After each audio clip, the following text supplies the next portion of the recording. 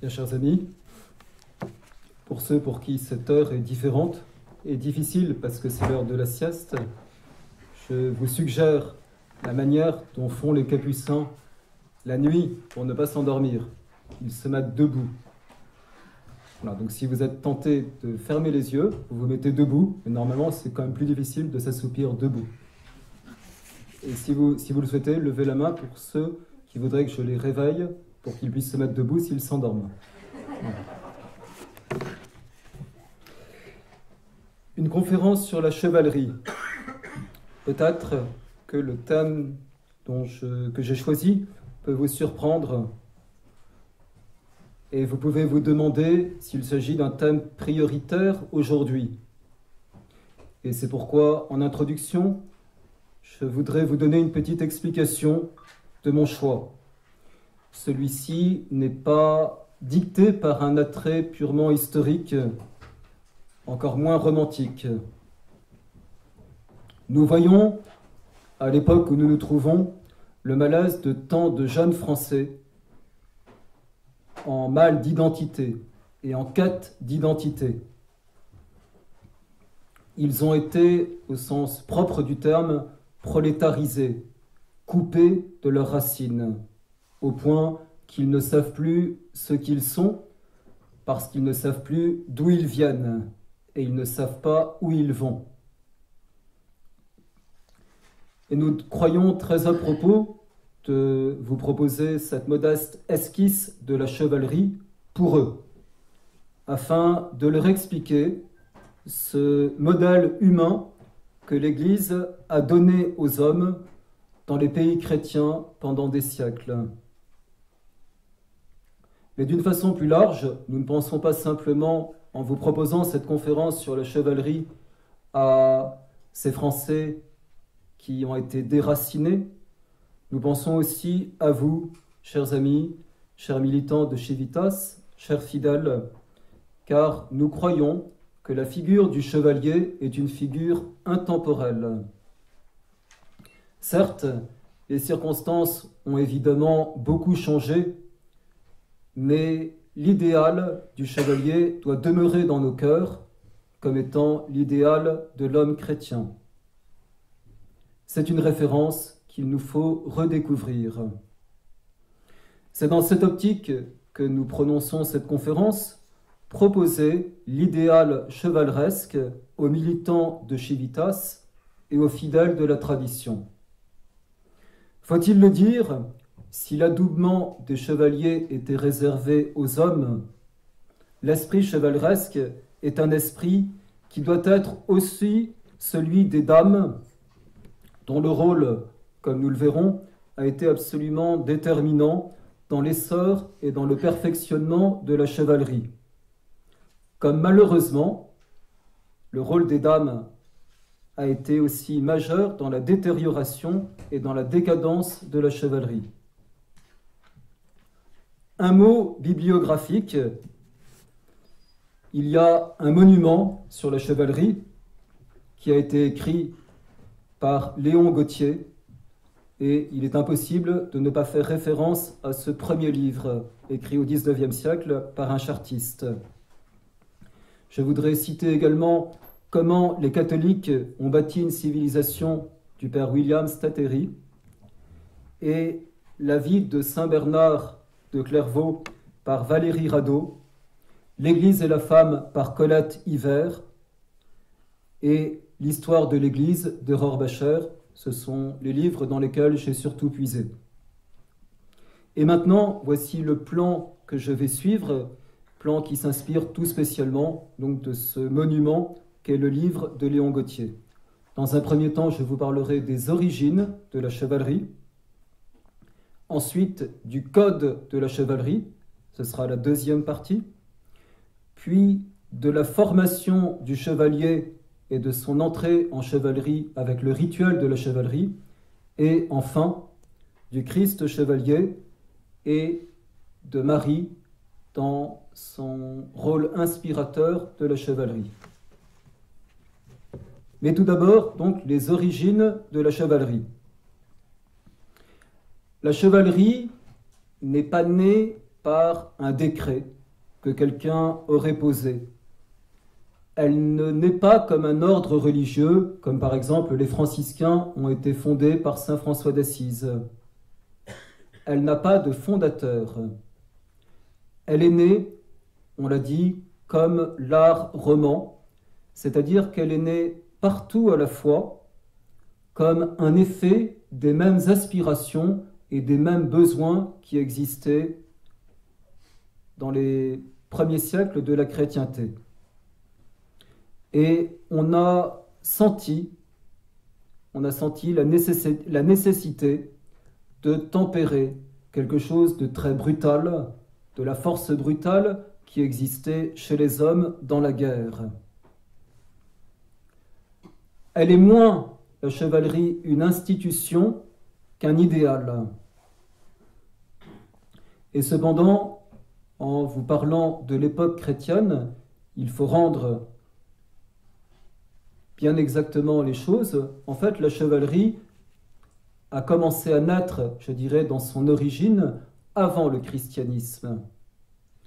Et c'est important de le dire, là, pour rendre à chacun ce qui lui est dû, et pour une autre raison que je vous donnerai après.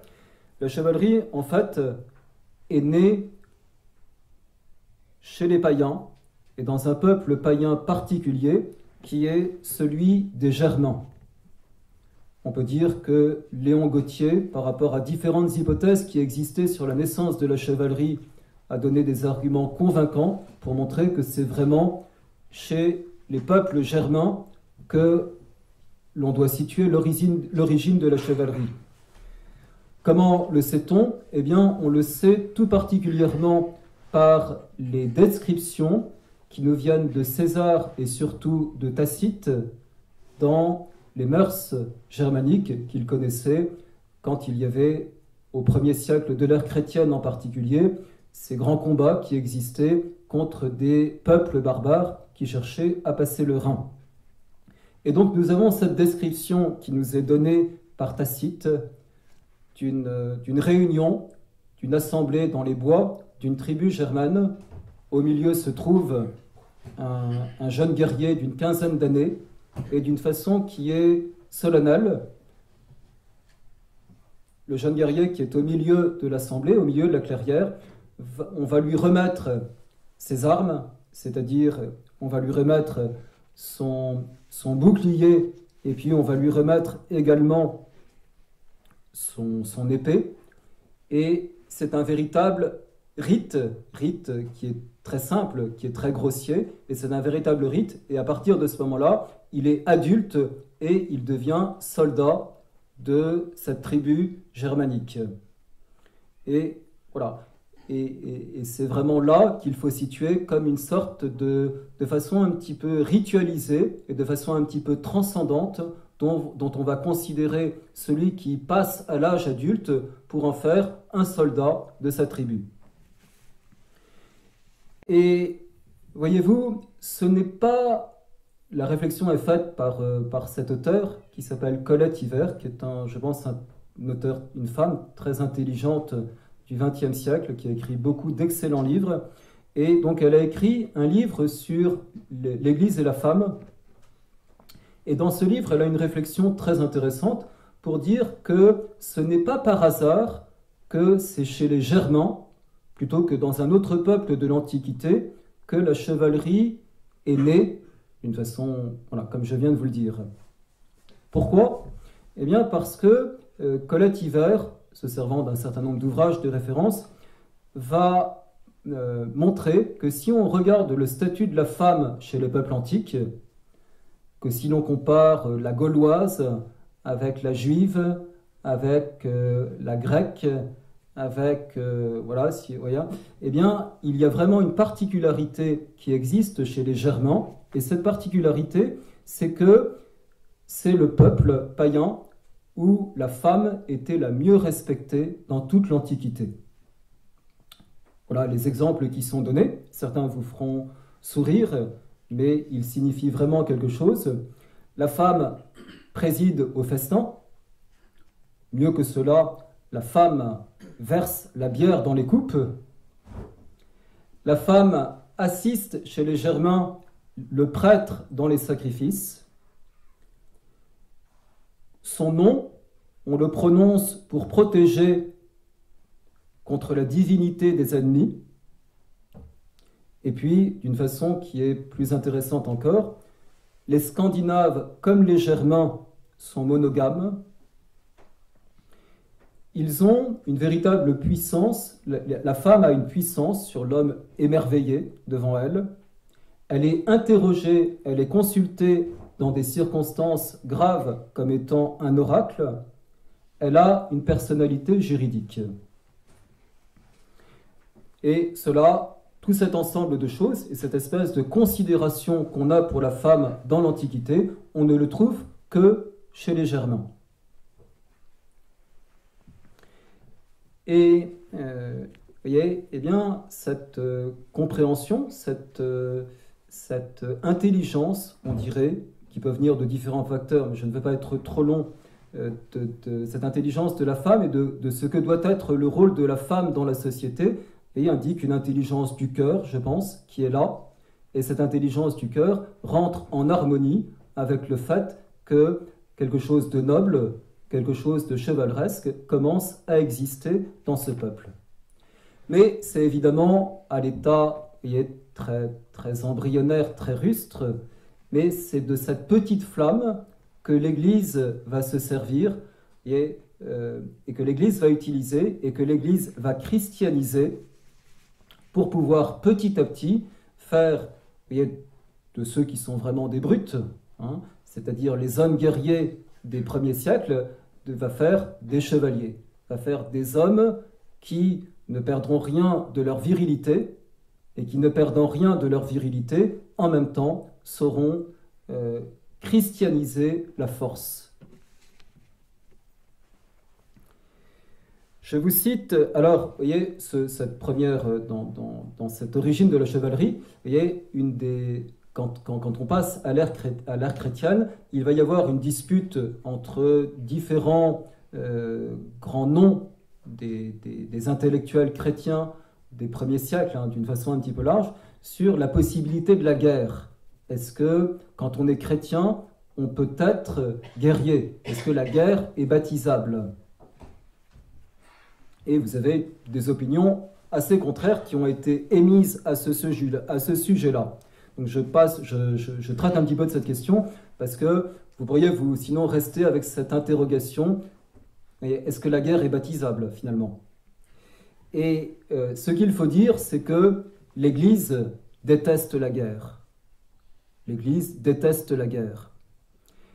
Ainsi, saint Augustin a cette expression, il faut subir la guerre, mais vouloir la paix. Et cependant, en même temps que la réflexion va mûrir, eh bien, la guerre va offrir aux yeux de l'Église un triple caractère que je vous explique rapidement. Premièrement, être un juste châtiment. Deuxièmement, être une expiation utile.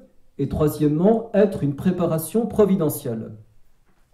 Juste châtiment pour les nations prévaricatrices. Quand une nation déchoit de la mission que Dieu lui confiait sur la terre, eh bien, comme l'a dit le cardinal Pie, ne voulant plus s'occuper de Dieu, Dieu ne s'occupe plus d'elle, et cette nation est châtiée par la même. Deuxièmement, une expiation utile pour elle-même et pour les autres nations, parce que dans le malheur des guerres, dans le malheur de notre situation actuelle, le mal que nous subissons est là pour nous aider à expier les péchés de notre peuple, pour nous-mêmes Français, de cette maudite révolution. Troisièmement, parce que Dieu veut montrer que les empires humains s'écroulent les uns après les autres et que de cet écroulement des empires, il fait un piédestal pour son Église.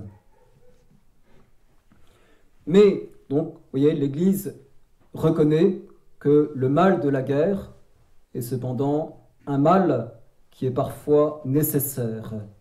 Mais, mes chers amis, bien sûr, l'Église va faire cette distinction entre les guerres justes et les guerres injustes. l'Église n'autorise que les guerres justes. Or, la guerre est juste à partir du moment où il y a violation du droit. L'Église voit donc qu'elle est forcée de tolérer la guerre quand elle est juste, et elle va organiser pour favoriser la paix tout en tolérant la guerre, toute une série d'obstacles à la guerre, comme la paix de Dieu, comme la trêve de Dieu.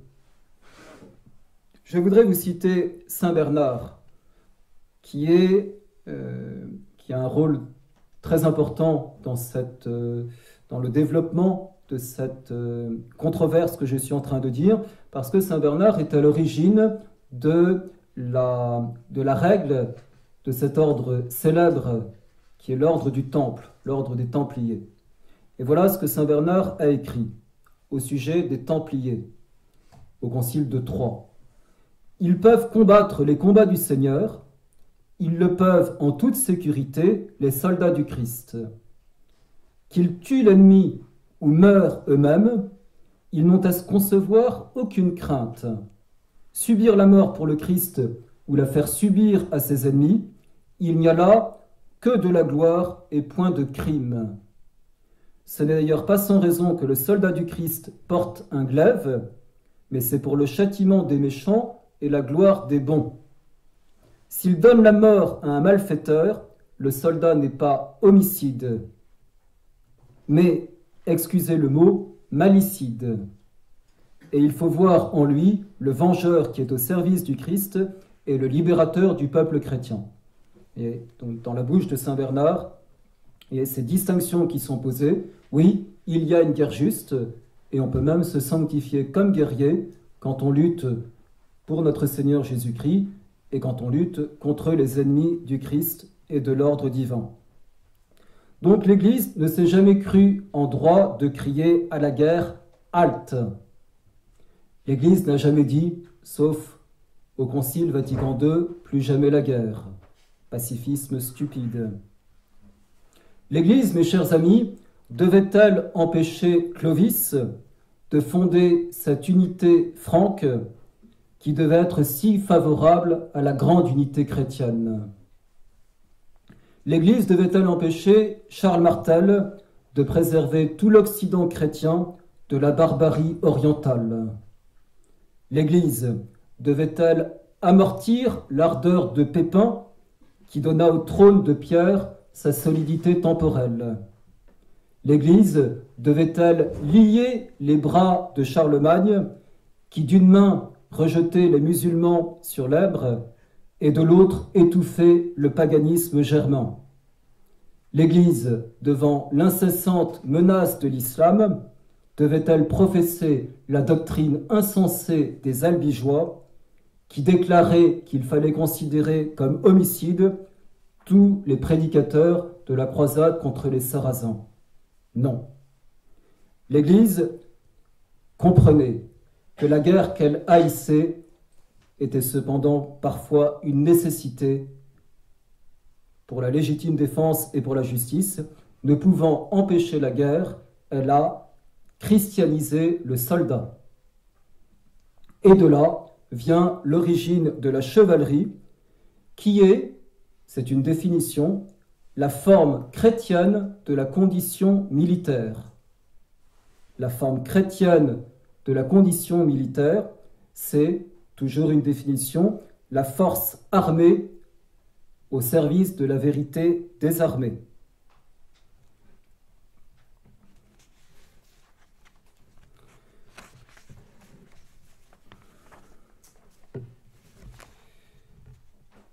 Considérons une figure, une des plus nobles de la chevalerie, celle de Godefroy de Bouillon, et voilà comment en parle Léon Gautier.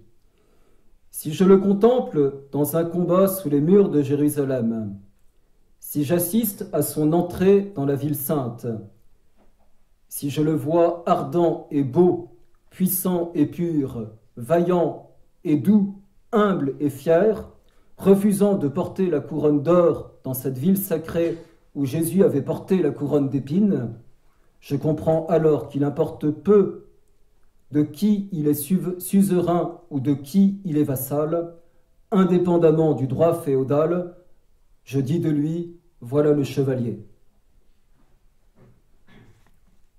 L'Église va faire progressivement, les choses se sont faites lentement, on le verra dans la question du rituel, va faire progressivement dans ces siècles de fer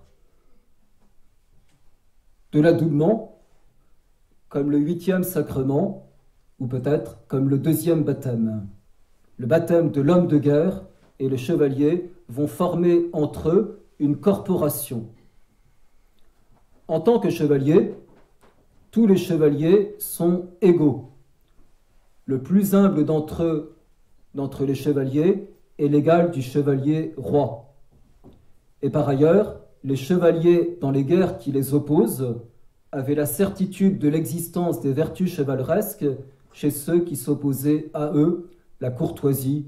Bien sûr, mes chers amis, je n'idéalise pas, et l'homme a toujours été l'homme, mais la courtoisie a existé de part et l'autre du champ de bataille.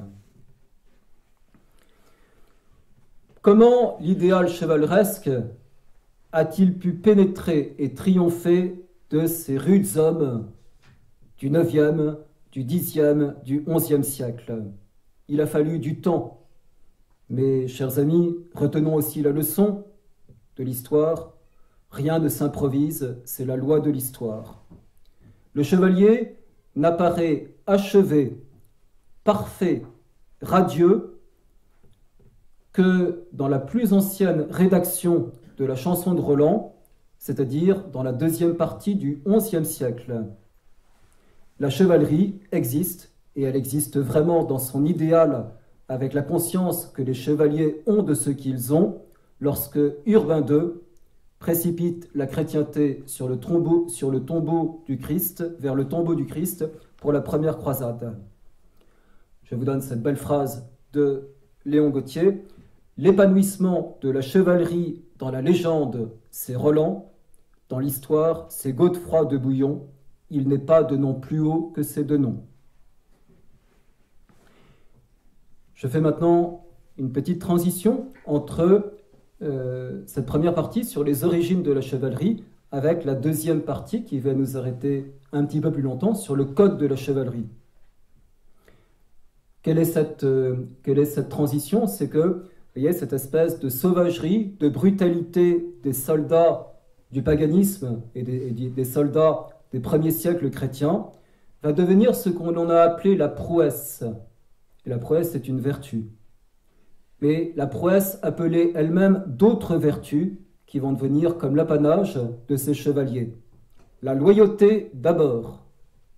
La loyauté d'abord, la largesse, ensuite le sens, par sens entendons la modération, et enfin la courtoisie, et pour couronner le tout, l'honneur. Car leur devise, c'est plutôt la mort que la honte. Nous avons tant besoin de cette devise aujourd'hui. L'Église a donné aux soldats chrétiens, un but précis, le tombeau du Christ. Une loi précise, c'est le code de chevalerie, une sorte de décalogue pour eux. Le but, c'est d'élargir ici-bas les frontières du royaume de Dieu. Et je vous donne ce très beau symbole qui doit nous parler. Lorsque nos chevaliers assistaient à la messe, on les voyait, avant la lecture de l'Évangile, tirer en silence leurs épées du fourreau et les tenir nus entre leurs mains jusqu'à la fin de la lecture sacrée. Cette fière attitude voulait dire, s'il faut défendre l'Évangile, nous sommes là, c'est l'esprit de la chevalerie.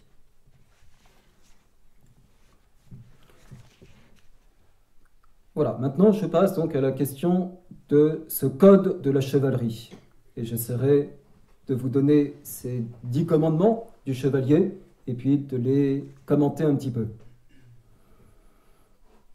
Mais avant de vous donner ces 10 commandements, il y a encore un petit repère historique. Vous voyez, la chevalerie, 9e, 10e, 11e siècle, deuxième partie du 11e siècle, on peut dire que l'esprit de la chevalerie est vraiment présent.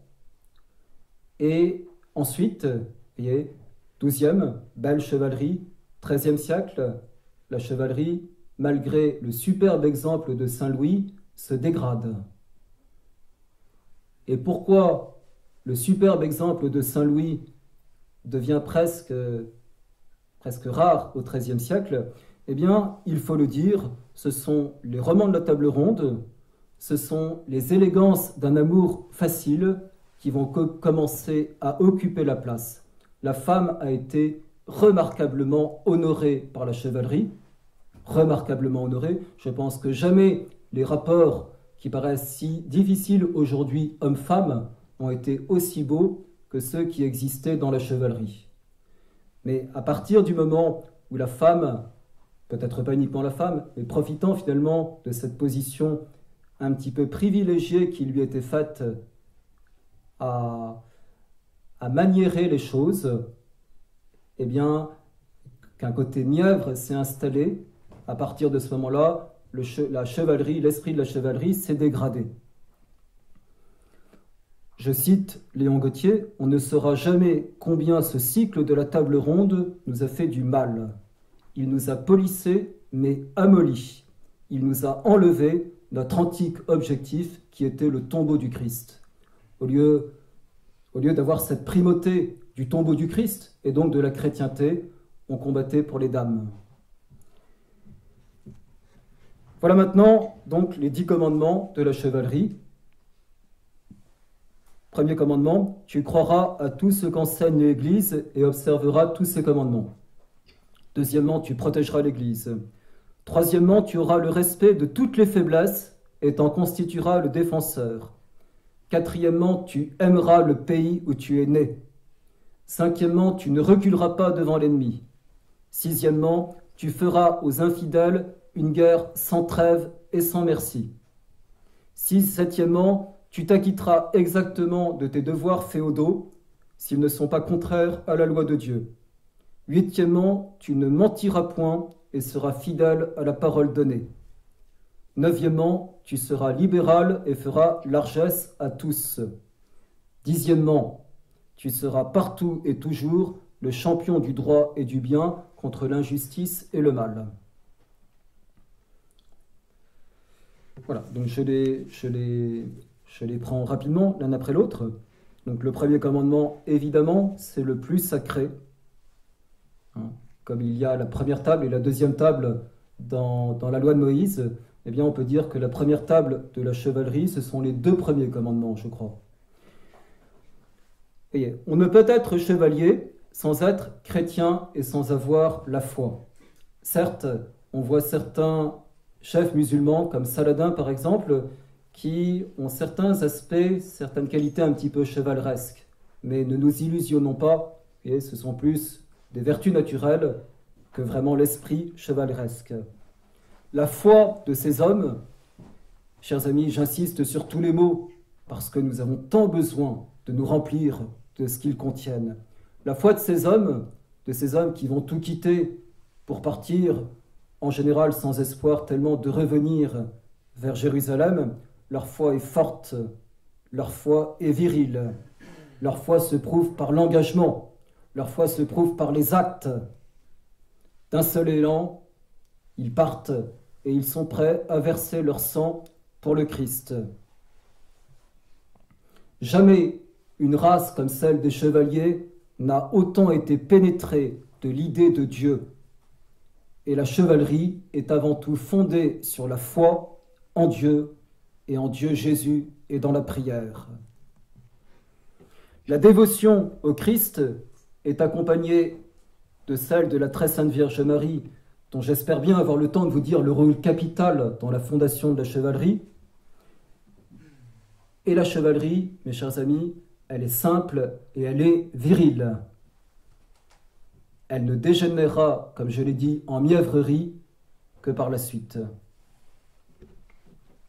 La vie religieuse du chevalier est accompagnée de l'assistance quotidienne à la messe.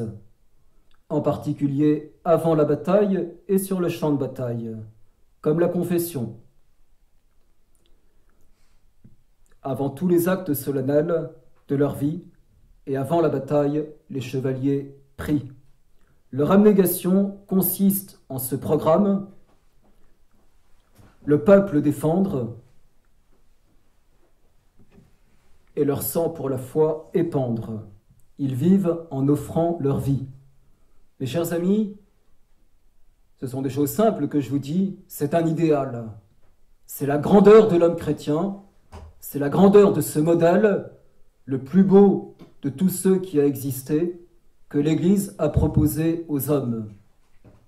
Répandre son sang pour notre Seigneur Jésus-Christ. Le deuxième commandement, tu protégeras l'Église, il particularise le premier. Je vous cite le pontifical qui, à un moment donné, va accepter, et c'est le signe de l'importance de la chevalerie, va accepter dans le pontifical, qui est le livre liturgique le plus important de l'Église, le plus solennel, eh bien, l'adoubement du chevalier va figurer dans le pontifical, parce que souvent c'est l'évêque qui finira par se réserver cette cérémonie. Et voilà ce que dit le pontifical: reçois cette épée au nom du Père, du Fils et du Saint-Esprit, sertant pour la défense, pour ta défense, pour celle de la Sainte Église de Dieu et pour la confusion des ennemis de la croix du Christ. Et rappelle-toi que les saints n'ont pas conquis les royaumes par le glaive, mais par la foi. Le chevalier est là pour assurer la défense de l'Église et de ses œuvres et de ses missions. Elle est vraiment la force des armées, la force armée, au service de la vérité des armées. Troisième commandement, tu auras le respect de toutes les faiblesses et t'en constitueras le défenseur. Et l'Église, mes chers amis, l'Église est une faiblesse, parce que l'Église est désarmée. Mais, et c'est pour ça que les chevaliers commencent par être au service de l'Église. Mais lorsque la France est une faiblesse, les chevaliers doivent comprendre que les chevaliers doivent se battre pour la France. Et toujours, les femmes, les enfants, les veuves, les orphelins, le chevalier se fait un devoir sacré de les protéger parce qu'ils sont des faiblesses. Ce commandement est tout chrétien, de par son origine. Il s'agit négativement, et vous savez comme c'est important dans les guerres, de ne pas profiter des faiblesses, mais positivement de les défendre. Porter honneur aux petits comme aux grands. Quatrième commandement, tu aimeras le pays où tu es né. Et on disait, aucune patrie, en parlant de la France, ne mérita jamais d'être autant aimée que la nôtre. La formation de notre patrie, chers amis, se forme, comme vous le savez, grâce à Clovis, grâce aux Carolingiens, grâce à l'Église. Ce n'est cependant qu'au siècle de Charlemagne qu'on voit se séparer nettement les Français, les Allemands, les Italiens, et ensuite la dynastie capétienne va faire le reste autour du duché de France. Dans cette chanson de Roland, composée au XIe siècle, le pays qu'aime Roland, c'est la France. C'est ce peuple qui a eu pendant plusieurs siècles l'incontestable honneur d'être confondu avec la race chrétienne elle-même dans tout le monde musulman. Quand on parlait des chevaliers, en Terre Sainte, on disait les Francs. Et on l'a dit pendant des siècles. La race des chevaliers, c'était la race des Francs. Le mot franc, aux yeux des musulmans, était glorieusement synonyme du mot chrétien. Et la France des XIe et des XIIe siècles est une patrie qui a vraiment conscience d'elle-même.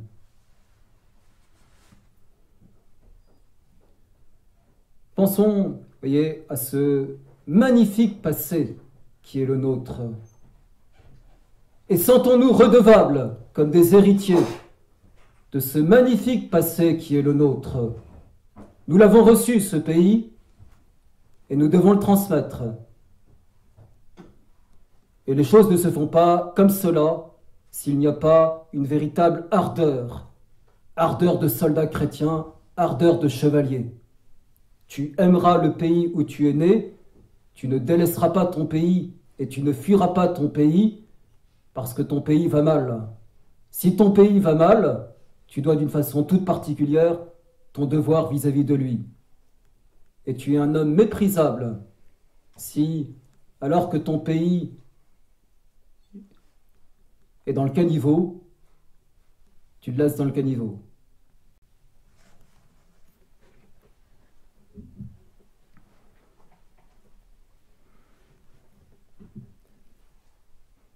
Le Fils de Dieu, aux ordres duquel tout l'univers est soumis, et à qui obéissent les bataillons de l'armée céleste, a établi ici-bas, comme un signe de la puissance divine, un certain nombre de royaumes, divers par leur peuple et divers par leur langage. Et de même qu'autrefois, c'est un pape qui parle, la tribu de Juda reçut d'en haut une bénédiction toute spéciale. Parmi les autres fils du patriarche Jacob, de même, le royaume de France est au-dessus de tous les autres peuples, couronné par la main de Dieu lui-même de prérogatives et de grâces extraordinaires. Et le pape Saint Pidis lui-même, lors de la béatification de Sainte Jeanne d'Arc, voilà ce qu'il nous disait en parlant de ces textes fondateurs de notre pays que nous devons connaître. Il disait à Monseigneur Touché, évêque d'Orléans, le 13 décembre 1908, « Vous devez dire aux Français qu'ils fassent leur trésor des testaments de Saint Rémy, de Charlemagne et de Saint Louis. Il faut les avoir lus, mes chers amis, qui se résument par ces mots si souvent répétés par l'héroïne d'Orléans, « Vive le Christ, qui est le roi des Francs. À ce titre seulement, la France est grande parmi les nations. À cette clause, Dieu la protégera et la fera libre et glorieuse. À cette condition, on pourra lui appliquer ce qui dans les livres saints est dit d'Israël.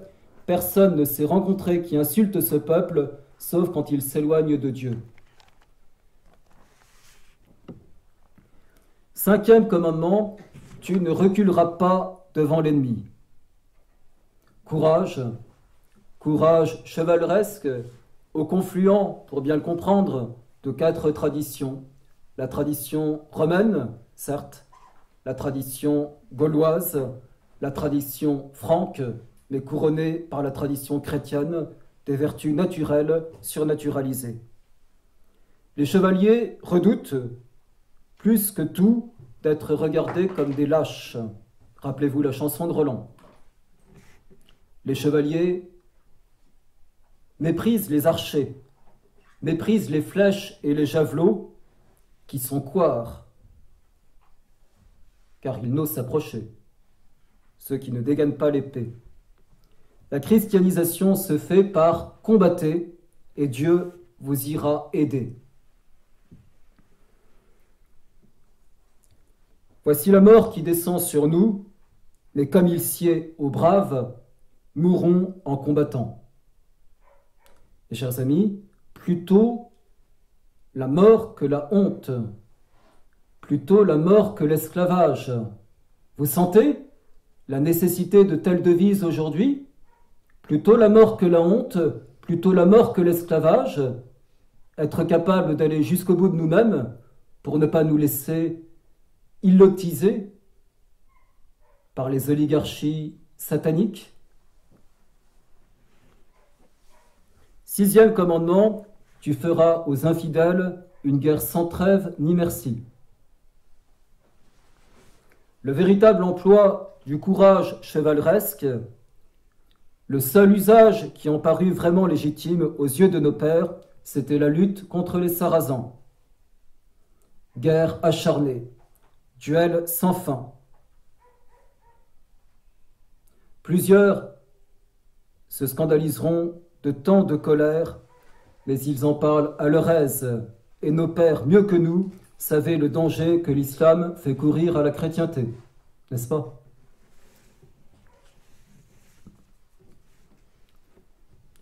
Alors, mes chers amis, nous devons de nouveau comprendre que si l'Église était l'Église, l'Église serait l'Église des croisades, et que les mots d'ordre de l'Église ne changeraient pas au XXIe siècle des mots d'ordre des siècles précédents, même si il faut comprendre par les Sarrasins d'aujourd'hui tous les États confédérés, et ils sont plus nombreux qu'à la moitié du XXe siècle. Septième commandement, tu t'acquitteras exactement de tes devoirs féodaux s'ils ne sont pas contraires à la loi de Dieu. C'était le sens de l'ordre comme il existait dans la féodalité. C'était la loyauté que l'on devait à son chef, c'était l'obéissance, car on ne fait rien sans l'obéissance.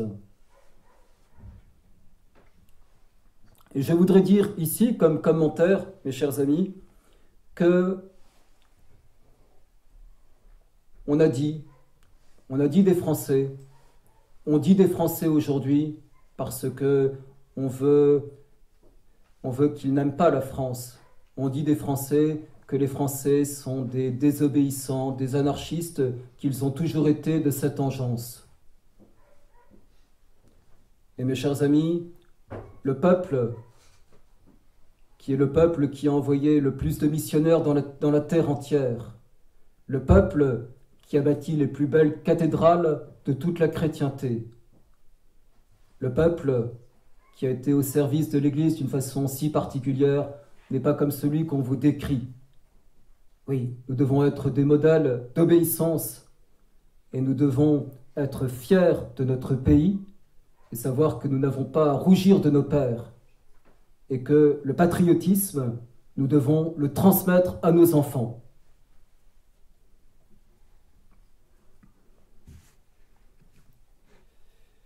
Huitième commandement, tu ne mentiras point et seras fidèle à la parole donnée. Mes chers amis, est-ce pour rien que le mot franc signifie franc, la franchise? Non, ce n'est pas pour rien, certes. C'est parce que les francs étaient francs que ce mot est devenu le signe de celui qui ne dit que la vérité.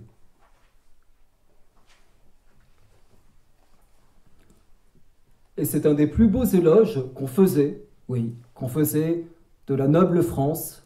C'est la plus vraie de toutes les nations, disait-on. C'est la plus vraie de toutes les nations. Ne pas mentir et tenir parole sont les deux marques auxquelles on reconnaît le gentilhomme. Une expression qu'on utilisait, par Dieu qui ne mentit. C'est la formule la plus usitée des trouvères pour accompagner le nom de Dieu, par Dieu qui ne mentit. Eh bien, nous ne devons pas sortir de ça. Nous ne devons pas déchoir de nos pères. Nous devons accepter la parole de vérité, quoi qu'elle doive nous coûter. Nous ne devons pas taire la vérité.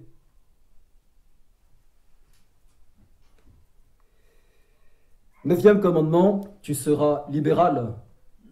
Pas dans le sens du libéralisme, évidemment. Tu seras libéral et feras largesse à tous. Qu'est-ce que la libéralité? La libéralité n'est pas la charité, c'est peut-être un effet de la charité. La libéralité, c'est la largesse. Et la largesse est vraiment chevaleresque. La largesse qui fait que l'on n'est pas attaché à l'argent, qu'on n'est pas attaché aux biens de la terre, et que ce détachement est le signe de l'attachement vrai qui est à Dieu. Et donc, on fait l'aumône aux pauvres sans compter. Plus vous donnerez, mon fils, plus vous serez riche. Ne comptez pas, ne permettez pas, donnez. Dixième commandement, cette formule est plus récente. Cette formule, la dixième, est une sorte de résumé qui a été donné après coup, et peut-être pour faire 10 aussi. tes commandements. Tu seras partout et toujours le champion du droit et du bien contre l'injustice et le mal. Et un tour philosophique et définitif, plus récent, on le doit à l'Église. Je vous cite le pontifical de Guillaume Durand au XIIIe siècle. Ô Dieu, vous n'avez permis ici-bas l'usage de l'épée que pour contenir la malice des méchants et pour défendre la justice. Faites donc que votre nouveau chevalier ne se serve jamais de ce glaive pour léser injustement qui que ce soit, mais qu'il serve toujours pour défendre tout ce qu'il y a ici-bas de juste et de droit.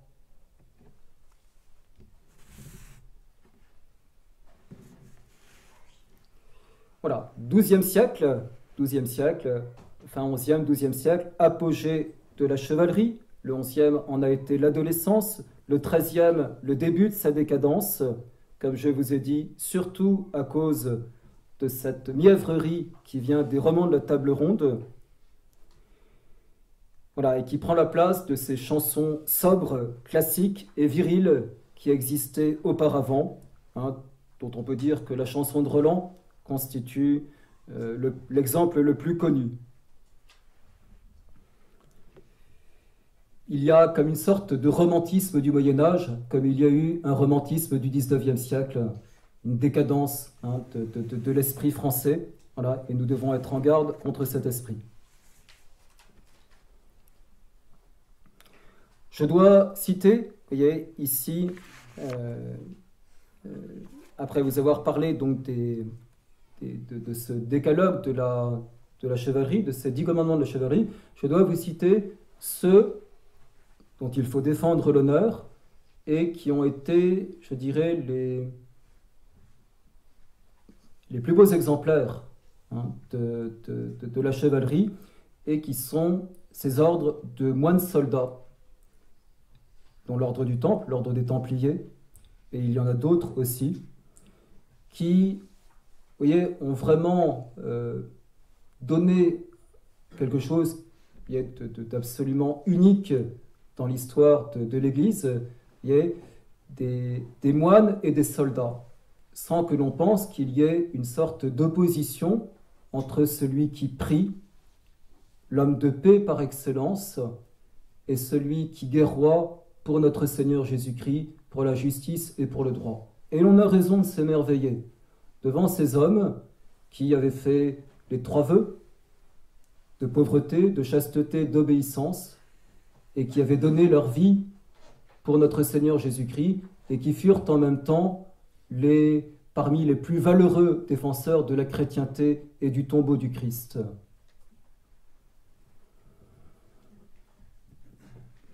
Et s'il est vrai que, comme toute institution, il y eut un relâchement, une certaine décadence de l'ordre du Temple, il faut bien dire que le verdict de Philippe le Bel contre l'ordre du Temple est inique.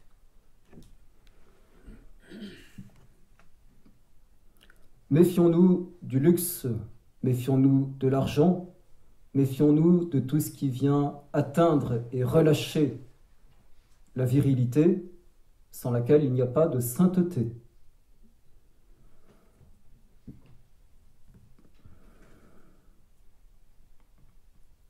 Chers amis, le cardinal Pie le dit au XIXe siècle, on voit apparaître ce mot anglo-saxon, hélas, prédécesseur de tant d'autres par la suite, ce mot confortable, ce mot confort. Le cardinal Pie le voit entrer ce mot avec une grande inquiétude dans le vocabulaire français, parce qu'il sait bien que l'entrée d'un mot, c'est l'entrée d'une chose, et que cette chose est en train d'affadir, d'amollir encore plus les Français. Oui, le confort, l'amollissement de nos maisons n'est pas pour le bien des enfants, n'est pas pour le bien de l'éducation. Il y a une virilité à conserver dans l'éducation. Sans cette virilité, il ne faut pas se faire d'illusions. On ne peut pas bien éduquer.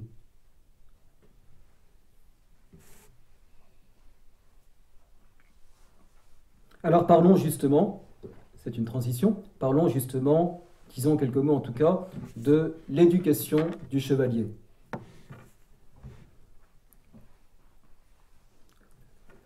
Donc, vous voyez, comme c'est normal, jusqu'à 7 ans, l'enfant, le futur chevalier, est plutôt, son éducation est plutôt confiée aux femmes qu'aux hommes.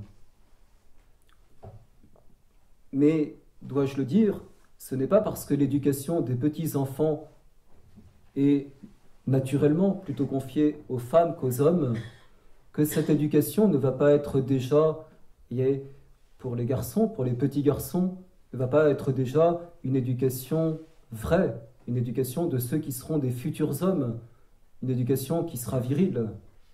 Et, je dirais avec, voilà, je dirais toute la nécessité de l'affection maternelle et de toutes ces choses, qu'il ne s'agit évidemment pas de nier, il n'y a aucune opposition entre tout cela. Vous voyez, c'est une véritable éducation. Je dirais, c'est pas l'enfant roi, et c'est encore moins, vous voyez, ces abominations que sont les crèches qui ne tiennent plus compte du sexe des petits-enfants. La foi est partout. La foi imbibe toute l'éducation. Voyez, il n'y a pas cette espèce de dichotomie entre, entre les choses. La foi, elle est partout. Il n'y a pas... L'école est dans les différentes matières et la foi est dans toutes les disciplines. La foi est partout dans l'éducation. On veut quoi, vous voyez? Il y a quelque chose que nous, malheureusement, on a besoin de s'en convaincre, et ça ne vient que progressivement, qu'on est sur la terre pour faire son salut éternel et pour se sanctifier. Je dirais, les enfants vivent dans cette atmosphère-là. C'est l'atmosphère normale de l'éducation de ces petits. La foi n'est pas une matière séparée. La foi pénètre toute l'enfance, et la foi, elle porte aussi le nom de courtoisie. Elle porte aussi le nom de courtoisie, voyez, ce raffinement de la charité qui fait que ce que l'on reçoit de Dieu va naturellement devoir se transposer dans les rapports qui existent entre les hommes. Puis, ensuite, eh bien, l'enfant des femmes va passer plutôt vers les hommes jusqu'à 12 ans. Et à 12 ans, il va partir chez un plus puissant chevalier, qui peut être le roi lui-même ou qui peut être le suzerain.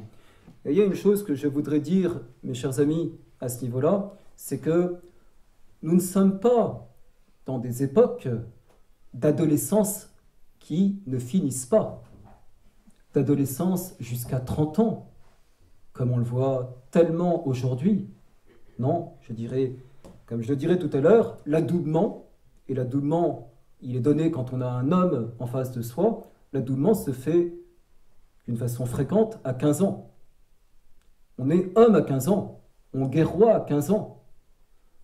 Et je dirais, ça fait partie de cette politique de destruction des hommes, de déliquescence de l'humanité, que de faire des garçons et des filles, des adolescents qui n'en finissent pas de mûrir, qui n'en finissent pas de savoir s'engager dans la vie, qui ne s'en finissent pas de savoir prendre des responsabilités. Vous voyez, il faut vraiment comprendre tout ça aussi. À 15 ans, on dit à un jeune homme eh bien, que c'est un adulte et que désormais, eh bien, il peut être fait chevalier, mais s'il est fait chevalier, c'est un homme. C'est plus un enfant. Et donc l'enfance se termine par l'adoubement du chevalier. On parle parfois du bachelier, pas dans le sens actuel, parce que tout le monde serait chevalier, ce n'est pas le cas. Voilà. Donc il devient chevalier entre 15 et au plus tard 21 ans. L'entrée dans la chevalerie. Qui peut être armé chevalier? Eh bien, contrairement à une idée qu'on se fait, la chevalerie est ouverte à tous. Si ce sont principalement les nobles qui entrent dans la chevalerie, les exemples de ceux qui ne sont pas nobles et qui rentrent dans la chevalerie et qui vont se battre pour le tombeau du Christ sont des exemples que les historiens, que l'on trouve souvent. Et la chevalerie, elle n'est pas réservée aux nobles. On recevait le sacrement, on parlait du sacrement de la chevalerie, on recevait ce sacrement dans des fêtes privilégiées comme Noël, comme Pâques, comme la Saint-Jean. Parfois, on était armé chevalier en pleine mêlée sur le champ de bataille. Et on était armé chevalier, il faut le dire aussi, plutôt après qu'avant la bataille, parce qu'il s'agissait de voir ce que valait l'écuyer.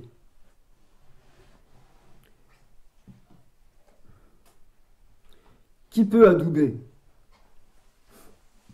Tout chevalier a le droit de faire des chevaliers. Tout chevalier a le droit de faire des chevaliers.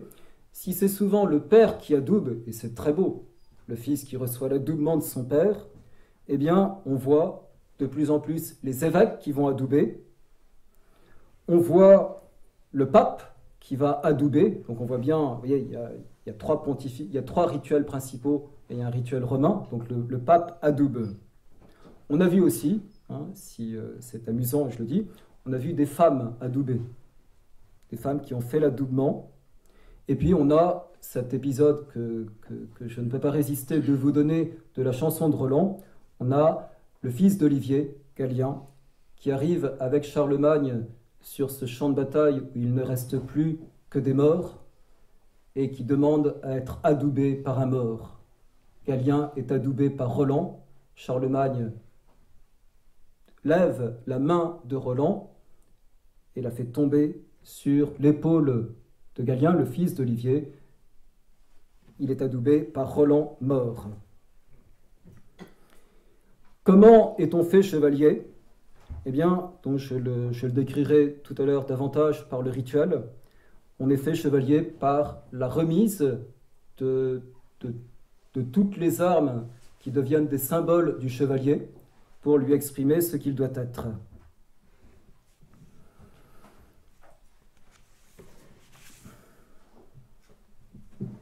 Avant de vous parler du rituel de chevalerie, qui est très beau et qui est très, très éloquent, eh bien, je dirais donc qu'il faut parler des âges et de la chevalerie pour comprendre ce qui s'est passé. En fait, au départ, on a un premier mode d'adoubement, rappelez-vous ce que je vous disais tout à l'heure de Tacite, c'est-à-dire de la description qu'il fait du premier adoubement chez les Germains, qui est militaire uniquement. Voilà, l'origine, c'est une origine qui est christianisée par l'Église, mais qui est païenne. Mais l'Église la christianise comme elle a christianisé beaucoup de choses qui venaient des païens.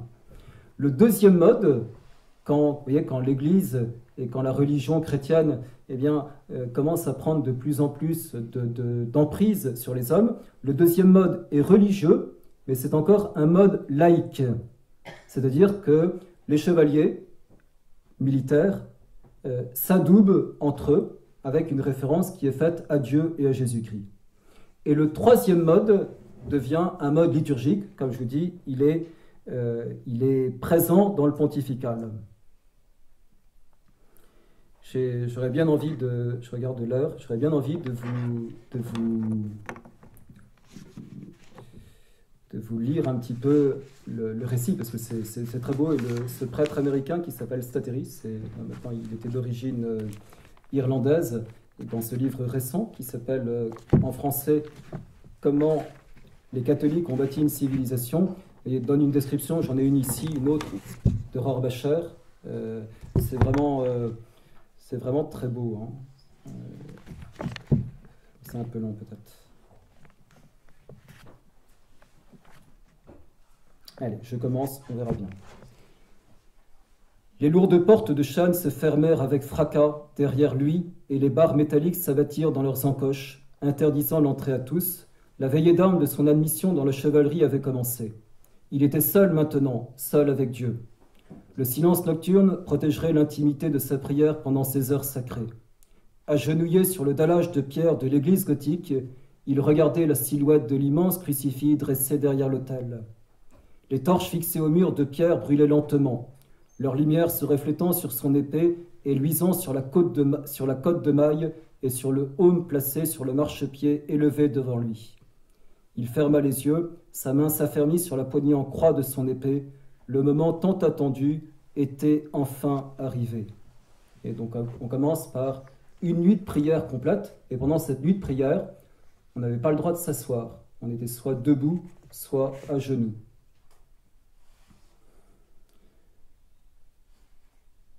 Son père spirituel, le plus cher ami de son âme, lui avait dit « Chaque moment de cette veillée vous révélera les secrets de l'état de chevalier, une vie de guerrier dans la quête intrépide de la ressemblance au Christ.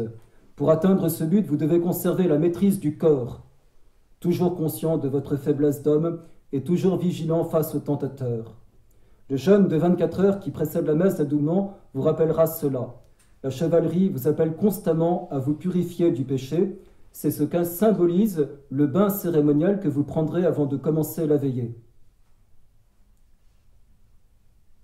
Puis vous revêtirez les habits de cérémonie. Tout d'abord, une longue tunique blanche, symbole de chasteté. Par-dessus, un vêtement rouge aux longues manches pour montrer que vous êtes prêt à verser votre sang pour la gloire de Dieu, la défense de la Sainte Église et pour la vérité et la justice. Enfin, une cape noire pour vous rappeler de persévérer inébranlablement dans le combat pour la vertu, y compris à la peur suprême de la mort. Ceci fait, on vous conduira à l'église où, durant la nuit, vous vous appliquerez à une prière vigilante comme le Christ à Gethsémani. L'épée que vous tiendrez pendant cette veillée doit se dresser toujours, non seulement pour la conquête, mais par-dessus tout pour la conquête de soi. Ne remettez jamais cette épée au fourreau, mon fils, jamais, car chevalier du Christ, vous devez vous engager dans le combat spirituel jusqu'à ce que vous franchissiez l'ultime frontière. Je passe. Et donc, vous voyez, je ne peux pas tout lire, mais ensuite, donc, chaque arme, enfin chaque partie de l'armure du chevalier, eh bien, va être l'objet d'une prière tirée du pontifical. Et les chevaliers eux-mêmes vont être bénis. Dieu protecteur de tous ceux qui mettent leur espoir en vous, soyez miséricordieux et attentifs à nos prières et accordez à cet homme, votre serviteur, qui d'un cœur sincère fait effort pour s'armer pour la première fois de l'épée de bataille, qu'il puisse en toutes circonstances être sous la protection du casque de votre puissance, et de la même façon que vous avez donné la victoire par le pouvoir de votre force à David et à Judith contre les ennemis de votre peuple, puis qu'il puisse, grâce à votre aide, être victorieux partout et favoriser la sûreté de la Sainte Église. Amen. Puis vient le moment de la bénédiction de l'épée.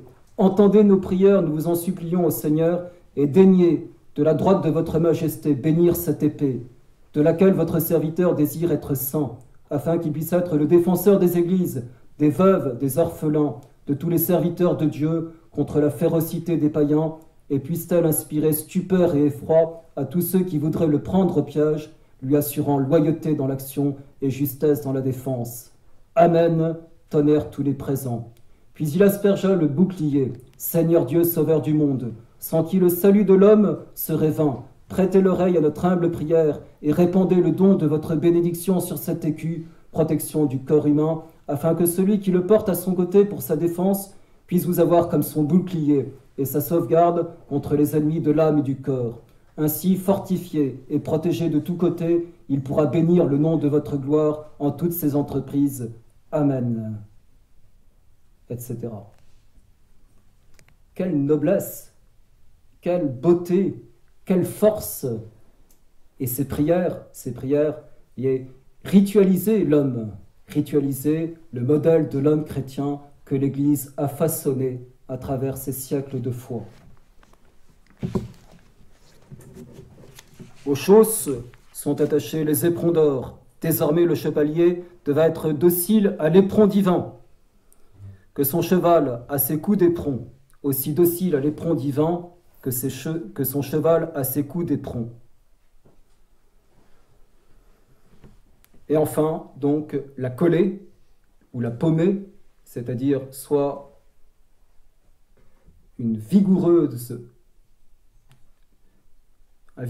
coup de main qui est donné sur l'épaule du chevalier, puis ensuite un coup d'épée, et après 3 coups d'épée pour exprimer la Sainte Trinité, pour lui dire qu'il est là pour se battre avec un esprit pacifique dans son cœur, mais contre les ennemis de Dieu, et que c'est son devoir.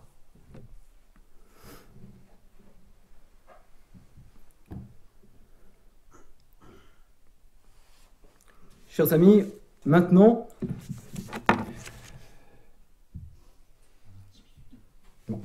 Et je dirais, je suis vraiment obligé de réduire, c'est dommage parce que c'est vraiment... voilà. Mais vous voyez, comment tout cela s'est fait, et il y avait en arrière-plan pour que... Il faut vraiment comprendre, vous voyez, que à ces hommes qui venaient du paganisme, à ces hommes qui venaient de la barbarie, à ces hommes qui n'avaient aucune idée des vertus chrétiennes, il fallait qu'il y ait quelque chose d'extrêmement puissant pour qu'on fasse de ces hommes des chevaliers. Eh bien, et ce qu'il faut comprendre, c'est l'idéal de Jésus-Christ chevalier et l'idéal de Notre-Dame, mère de la chevalerie. L'idéal de Jésus chevalier est superbe. Hein, vous voyez, c'est cette idée qu'on trouve par exemple dans un poème anglo-saxon du 8e siècle qui s'appelle Le rêve de la croix. L'auteur représente Jésus-Christ comme un guerrier résolu, parti en quête pour sauver l'humanité. Je cite, « Le jeune guerrier se dépouilla, lui, le Dieu tout-puissant, de sa force et de sa vaillance. Il monta sur la haute potence, bravant la foule, résolu à libérer l'homme de ses chaînes. » Ou encore dans Pierre le Laboureur, écrit au XIVe siècle, où le Christ est décrit et représenté comme un célèbre et redoutable guerrier qui se rend à un tournoi déguisé en homme, afin que ses ennemis ne le reconnaissent pas et ne se refusent pas à l'affronter. Revêtu de son armure, le divin chevalier, revêtu de son armure et paré de toutes les vertus chevaleresques, sur la croix du calvaire, il joute face à son ennemi mortel Satan dans un combat dont l'enjeu n'est autre que le salut de l'humanité. Et les hommes admiraient le Christ chevalier. Geoffroy de la Tour-Landry, au XIVe siècle, comme fit le doux Jésus-Christ, qui se combattit pour la pitié qu'il avait de nous et de l'humain lignage, qui lui faisait pitié de le voir, est ténèbres d'enfer, et pour ceux en souffrit la bataille moult cruelle et moult pénible, où fut de l'arbitre de la Sainte Croix, et fut percée sa chemise en 5 lieues, ce furent ces 5 douloureuses plaies qu'il reçut de son débonnaire et franqueur pour la pitié que nous lui faisons. Jésus-Christ apparaît au chevalier comme le parangon des héros. Et l'héroïsme vint chez les hommes. Et maintenant, je passe le rôle de la très sainte Vierge Marie. Le rôle de la très sainte Vierge Marie, eh bien, qui voue à Dieu sa virginité. Première femme de l'histoire du monde, qui librement choisit, inspirée par Dieu, de vouer sa virginité à Dieu, cette femme qui prend librement la décision d'un état de vie inconnu de l'Antiquité, cette jeune fille qui consacre pour toujours à Dieu sa virginité. Eh bien, vous voyez, c'est l'Église qui a véritablement libéré la femme. C'est la très sainte Vierge Marie qui a libéré la femme et qui a montré qu'elle était égale à l'homme devant Dieu en choisissant librement ce que Dieu attendait d'elle. Eh bien, le choix inspiré mais libre de cette jeune juive, la très sainte Vierge Marie, de consacrer sa virginité. Et ce qui va faire que, très réellement, à travers les siècles, la femme chrétienne va vraiment être une femme libre qui va prendre, dans le meilleur sens du terme, toute la dimension qu'elle doit avoir dans la société. Et parce qu'elle prendra toute sa dimension dans la société, qui se trouvera dans la relation qu'elle doit avoir vis-à-vis des hommes, et nous arrivons justement à cet apogée de la chevalerie, où les rapports entre l'homme et la femme ont été les meilleurs qui ont été sous le ciel. C'est la très sainte Vierge Marie qui est vraiment à l'origine du chevalier. Et chers amis, je voudrais conclure, faute de temps, sur un exemple, pas n'importe lequel bien sûr, sur un exemple radieux de la chevalerie. On a le choix. Et je prendrai celui de Baudouin IV de Jérusalem, 1161-1185. Baudouin IV de Jérusalem, dont nous avons une relation précise de sa vie qui a été donnée par son précepteur, Baudouin IV de Jérusalem, enfant qui avait toutes les qualités de physique, de beauté, de bravoure, d'intelligence. Et on s'aperçoit. Comment? Parce que l'enfant tombe un jour dans un buisson d'épines et ne souffre pas des épines qui se sont enfoncées dans ses doigts, que Baudouin IV est lépreux. À peut-être quelques années, 5 ans, 6 ans, 7 ans, il est lépreux. Et son père meurt, et Baudouin IV de Jérusalem va régner à l'âge de 13 ans. Et quand on dit régner, c'est régner à l'âge de 13 ans. Dans une Jérusalem assiégée par l'islam de partout, dans une Jérusalem où malheureusement sa mère, la première, il est orphelin de père, est à la tête de toute une série de dissensions, de jalousies, de rivalités. Et Baudouin IV de Jérusalem qui va accepter son rôle, comme un rôle qui représente celui de Jésus-Christ, le roi lépreux par excellence, les prophètes l'ont annoncé comme lépreux, et qui va remplir son rôle de 13 ans à 24 ans, je dirais, jusqu'au bout de lui-même. Jusqu'au bout de lui-même, mes chers amis. Je veux dire quoi, jusqu'au bout de lui-même?